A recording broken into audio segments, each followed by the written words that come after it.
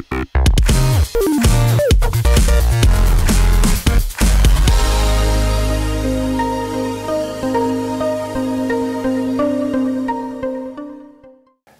everyone, bonjour tout le monde, bienvenue sur NRTV et dans l'émission Do You Speak English? On apprend ensemble à perfectionner son anglais avec la Mary Poppins de l'enseignement, Nathalie Adams-Perrin, qui est directrice du Collège Champité-Agnon. Bonjour Nathalie. Hello Alexandre. Alors Nathalie, aujourd'hui on s'intéresse à une habitude très anglaise et surtout à un cliché qui colle à la peau aux Anglais et aux Anglaises. Tea time. It's my favorite time. Alors, c'est quand tea time? C'est tout le temps?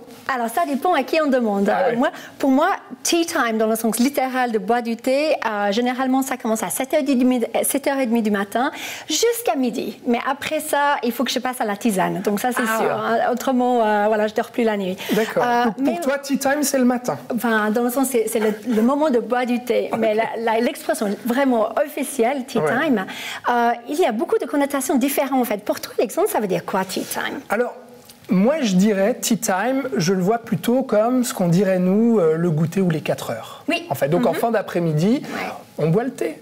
Oui, c'est vrai, tout à fait. Ça peut être ça. Et voilà.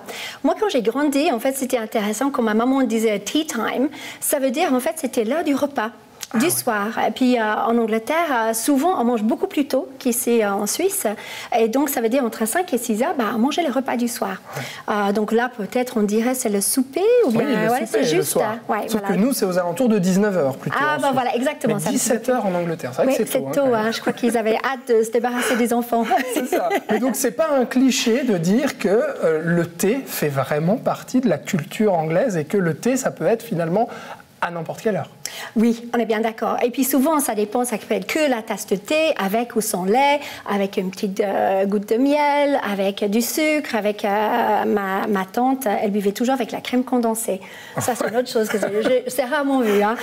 Et puis aussi, là, on a typiquement ce tea time qu'on connaît traditionnellement, qui est mis l'après-midi avec les scones, avec la crème, la confiture, les scones, c'est les petits biscuits. Hein. C'est les petits gâteaux, bien épais avec les raisins, on coupe en deux, on met de la crème, c'est délicieux. Donc là, c'est un art, et puis c'est vraiment une partie de plaisir. Ouais.